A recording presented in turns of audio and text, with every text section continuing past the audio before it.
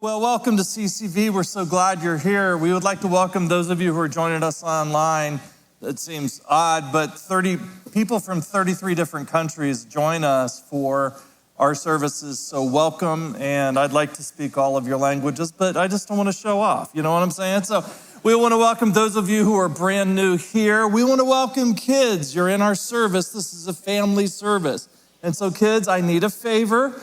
I want you to draw a picture of me, and I want you to have your parents tag the church on Instagram and Facebook. Now, here's the picture that I want. You will see I'm losing some hair here, so I need a lot of hair and some big muscles, okay? Can you do that? I'd like to see that. We also like to welcome the skeptics. One thing I love about our church is I know if I was this age and I wasn't a believer, I'd be super skeptical today. So this is the kind of place where you can come and you can bring your questions. And we're not going to give you 2-cent answers to $1 million questions. And so there are no easy answers. And I just want you to know that this is the kind of place where you can come and search, particularly if you're trying to reconcile science with faith.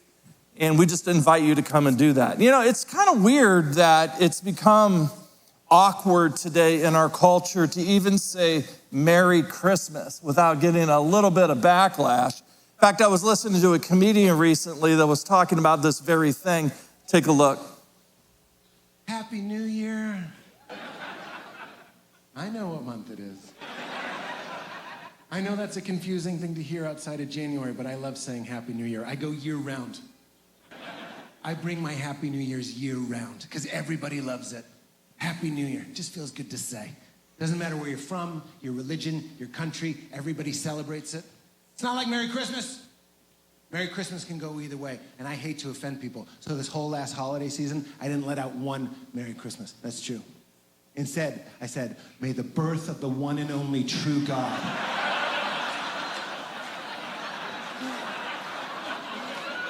Jesus Christ bestow a blessing of grace and peace upon your household to the belittlement of every other false religion.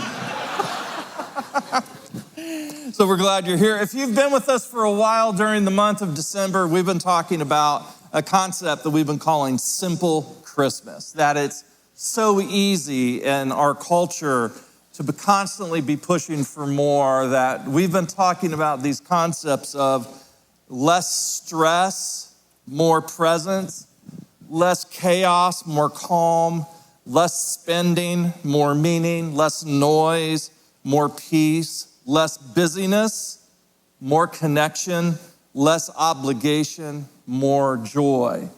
And I don't know if you know this, but the concept of the fulfillment curve was popularized by an author named Vicki Robin, and it's a concept that we totally forget at this time of the year. So if you draw your attention to the side screens, what Vicki Robin is trying to convey, along with a lot of social scientists, is that there is a relationship between the money that you spend and the amount of fulfillment that you get. And it's odd because in the earlier stages of your life, when you spend more money, you are actually more fulfilled. For instance, when you look at it, if you're in survival mode and you don't have food to eat tonight and someone hands you money, that immediately rockets up your fulfillment. If you go from survival mode to comfort mode, let's say you don't have a roof over your head and you find the money to put a roof over your head, spending money on the x-axis is going to raise the fulfillment on the y-axis. And then luxuries. Let's say, for instance, you wanted to get a luxury like a car. Most people on the planet don't own a car. But let's say you wanted one to shuttle people back and forth and get around, because it's really easy. You spend money on the x-axis, and it brings fulfillment on the y-axis. But eventually you reach a point, and this point is different for every person in this room, but you reach a point where if you keep spending money trying to attain fulfillment, it actually then begins to have a negative impact on your life. And instead of the continuous expansion of fulfillment in your life, the addition of money and then all of the hours, all of the stress, all of the childcare, all of the running around, all of the weight of mortgages and all of this, eventually becomes so good in the overconsumption side that you actually become more and more miserable. And so Vicki Robin talks about how we aren't making a living anymore at that point. We're actually making a dying, because our inability to simplify our lives and to hone in on that point of enough keeps us from being healthy. So that's what we've been talking about. Less stress, more presence, less chaos, more calm, less spending, more meaning, less noise, more peace. Now, the thing about the Christmas story that's found in Luke chapter 2 is no one had to tell Joseph and Mary to keep Christmas simple because they didn't have a lot of money. And so when they showed up in Bethlehem, what Luke was trying to convey was something that's interesting. Most people miss this. Most people don't realize that the Gospel of Luke and Acts is one book, and it was meant to be a political statement to the rulers. That it was often, they were called apologies in the ancient world. And so Luke was the first, and then we have Justin Martyr, his apologies, and there were a number of them. But follow the story here, and you'll begin to see Christmas in a new light. It says in Luke chapter 2, verse 1, in those days a decree went out from Caesar Augustus that all the world should be registered. And that this was the first registration under Quirinius, governor of Syria, and all went to be registered, each to his own town. Now, why does an emperor send everybody to get a census? Number one, money, obviously, taxation. But number two, military might. When you are able to say, we have in this region this number of fighting military men of this age, and someone comes and you send your emissaries, it's a way essentially of shutting people down. It's before you even go to war. I just wanted to let you know. We have 750,000 people and we will annihilate you in a week. And so what this does is this focuses on a concept that was very popular in Rome in the first century called the Pax Romana, the peace of Rome. And what we don't realize is that this story is not necessarily a nice story about a couple that got caught up in a situation and they have a baby in a manger. It's a story of comparing when Luke was writing Nero, the emperor, a wicked man, to the real peace that was brought by a new upstart king. So in verse 4, it says, Joseph went from Galilee, from the town of Nazareth to Judea, to the town of David, to the city of David, which is called Bethlehem, because he was of the house and lineage of David, to be registered with Mary, his betrothed, who was with child. Now, not to sort of like bust the image of your traditional Christmas story, this isn't Mary in her 9th month, 7 centimeters dilated, hoofing it on a donkey, right in the nick of time, getting into town. They're knocking on doors and there's no room at the Holiday Inn Express. More than likely, when she realized that she was pregnant, they went ahead and they left for Bethlehem. So they probably had been there 5, 6, 7 months.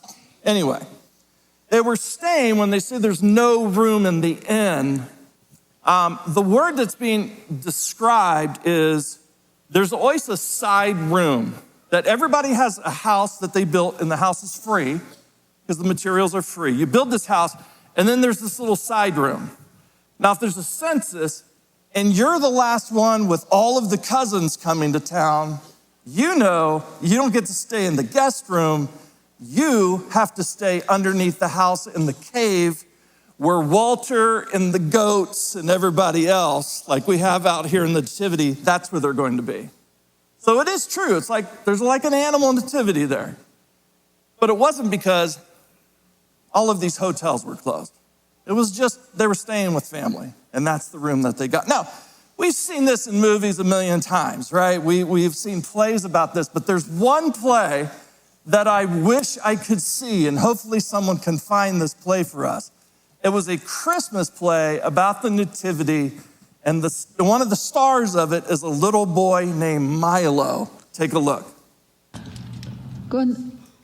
Guess what I am for the nativity? I'm a classic one. Classic role, is it? Classic part? Yeah. Joseph. No. One of the three wise men. No. One of the innkeepers. No. Four rejected. But it's a classic part. Yeah. Okay. You tell me then, because I'm door holder number 3. I'll be holding doors. that's amazing.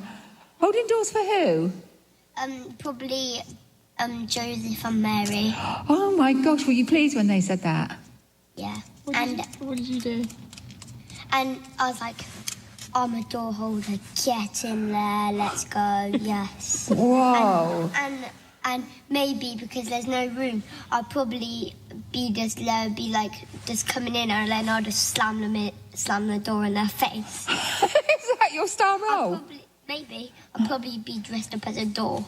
I don't think you're going to be a door. I think you're going to be a door holder. No, I'll have to wear brown. Really? Yeah, probably. Excellent. That's really smart, Milo. I love Milo.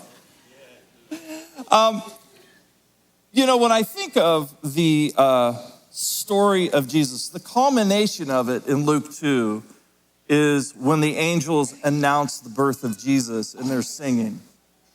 It says in verse 13, suddenly there was an angel with a multitude. Basically, the sky splits open. We see into another dimension of reality, and they're worshiping this new king. And it says this, glory to God, doxa in Greek. That's why we sang the doxology before I came out. Doxa to God in the highest, and on peace, and I want you to read this next verse together with me. And on earth, peace among those with whom he is pleased. We've just talked about this word peace, right? And that's Luke's whole point, is he's contrasting this evil man that's killing the Christians at the time of the writing of the Gospel of Luke. And he's comparing it to a real king who doesn't have to treat people that way to affect change. When we talk about peace, there might be people here tonight that are unsettled in their spirit and they're searching for peace. I think it's worth reminding ourselves that peace is not the absence of problems. People will come up with all kind of kooky techniques, right, of mindfulness to get us to forget about our problems and get a massage, and we're in a steam room and we're putting, cucumber things on our face and getting our nails done and our feet done. This is a day away where we get to forget about our problems. But after all that's done, what happens? You still have your problems. That's not peace. That's escapism. Peace is certainty in the face of your problems. For instance, a couple years ago when my dad passed away from kidney cancer, sitting on the couch and the hospice nurse comes in. I don't know if you've been in these kinds of situations with hospice, but if there's an angel on earth, it has to be hospice nurses. So the hospice nurse comes in and he sits down and introduces himself to my dad. And he asks him, do you have any questions? And my dad said, I just don't want you to lie to me. I want you to tell me the truth. What's going to happen? And the hospice nurse looked at him and said, you're going to die. You're going to be dead by the end of the week. He said, let me tell you how this is going to happen. Let me tell you where your body is right now. And then you're going to go through this particular stage, and then you're going to go to active dying, and then this is going to happen. And then your family members are going to say goodbye. So you probably have about a day and a half where you can have a conversation with them. My dad at that moment, I just saw him sort of pull himself together and look at him and say, okay. Because there's something about knowing the truth, right? Knowing the truth, this is going to happen, and having certainty as you're facing that problem that you still brings peace in that situation. Right? Peace is not the absence of problems. Lie to me. Let me act like they're going to go away. Peace is certainty in the midst of the problems. I met Bob Evans with a friend that's a skeptic. And have you ever been to Bob Evans? I don't know how they still exist. Every time I say that, no one ever goes to Bob Evans. Anyway, they have a great salad called the Wildfire Chicken Salad. You ought to try it. And I went 10% back, okay? So we're just sitting there eating a Wildfire Chicken Salad. My friend, who's a total skeptic, and to be honest, a little full of himself. You know those types? Like, they know just enough to make you think they're smart. So we're having this conversation, and we get to the point of God, and I ask him, what do you think happens when we die? And he puts his fork down and says, same thing that happens to that head of lettuce. We kept talking. He's a friend. Just because he's a skeptic, just because he didn't believe in Jesus, I wasn't gonna not be his friend anymore. I said, I'm gonna start praying for you, but I didn't tell him what I was praying for. Because when I wasn't a believer, I'll tell you what my friend Darren prayed for me, and it's the same thing for those of you that have become believers here. It's the thing I prayed for you. I prayed that you experience pain. C.S. Lewis says, pain is the megaphone that rouses a deaf world. So when someone is not a believer and they're full of themselves, I pray for pain. So I pray for pain for my friend, and pain he received. 6 months later, at Bob Evans, completely different guy. And at that point, what he wanted was certainty in the midst of this stuff. And that to me is what the gospel of Jesus brings, that Christmas is not about a celebration and about a feeling. It's about the fact that you can know the moment you die, you're going to be with God. And so you may die tomorrow, you may die 35 years from now, but there's certainty that changes the way now that you're going to live. And so when some people, as Dallas Willard says, get news that will make them wilt, believers in Jesus, the real King that brings real peace, conviction in the midst of that, they can stand up under it and feel joy in the things that make other people wilt. We're the kind of church we would love to help you discover that. We would love for you to come back. We're actually starting a new teaching series on the prophet Elijah. We're calling it To Topple a King. And we're going to talk about how Elijah faced an evil king during his life. And a lot of us, we have kings that sort of rule different parts of our lives. And part of what God is calling us to do is to be courageous enough to go and topple those kings. And so I'd love for you to come back in January. Anyway, I'm gonna end with by asking you a question. What was the absolute best Christmas you've ever had? And what I want you to do is I want you to lean to a person next to you and around you, and I want you to tell them the age. How old were you when you had the best Christmas ever? Go ahead and do that right now to the person next to you. Tell them your age. For those of you who are at home, we want you to do that right now. Go around the room. How old were you when you had the best Christmas?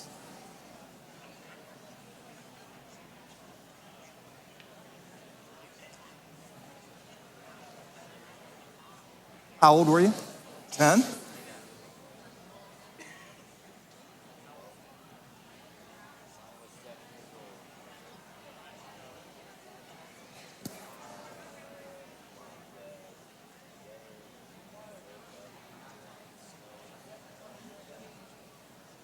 All right.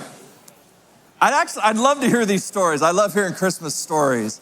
For me, when I thought about it, I think it was probably somewhere in my early 30s, when our kids were small enough. You know how Christmas is really interesting when the kids are small, big gifts.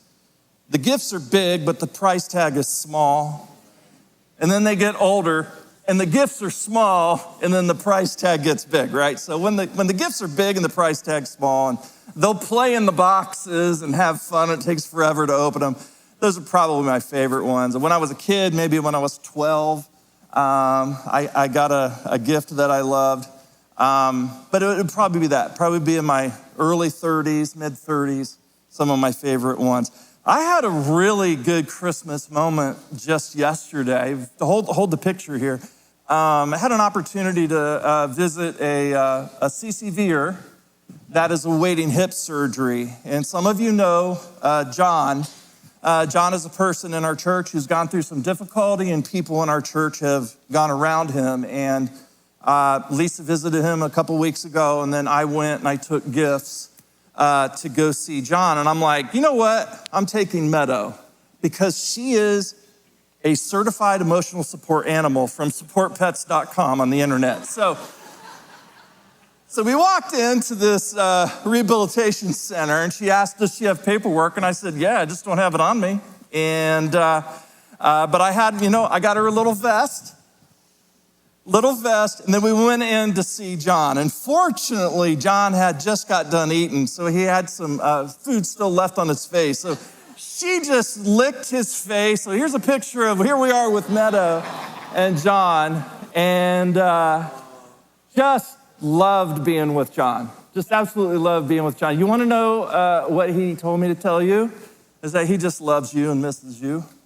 And he's so thankful for those of you who have been a part of his life. It's just, there are dozens and dozens of relationships like that. So this is what I love about our church. Unfortunately, the bad part about our church is you get to see my ugly face all the time up here, and other people on the stage. We're the real heroes. The people who are doing really important work are people you never get to see. We need to highlight them more. So anyway, that was a pretty good day, seeing John. But other than that, other than in my mid-30s, other than seeing John, other than probably being 12, 37 years ago, I met this girl named Lisa Winters. We started dating. She fell in love with me immediately. And I said, hey, there's this church that wants to hire me to be their pastor. And I got to understand, this is my second year of college. I've never preached a sermon to a church before. I have no idea what I'm doing. Absolutely no clue. And they don't have enough money to hire a real pastor, right? So they have to settle for someone that's going to school. So I go there, and I went on Google Earth, and I actually found the photos of the place and the route. So this place is just outside of the Daniel Boone National Forest. And so if you've ever been there in Kentucky, stunning. Daniel Boone National Forest, just absolutely stunning. Great hunting and hiking and all of this. And let me ask you a question that when you're stressed, where do you go? Are you a beach person to relax or a mountain person? Raise your hand if you're a beach person. Okay? Raise your hand if you're a mountain person. Okay? I'm a mountain person, and I often tell Lisa the problem with me wanting to actually live in the mountains is that the mountain people, you know what I'm saying? And so we go to this church, and I just remember the road. If you can show the road here, they called this the 2-lane. And why do they call it the 2-lane?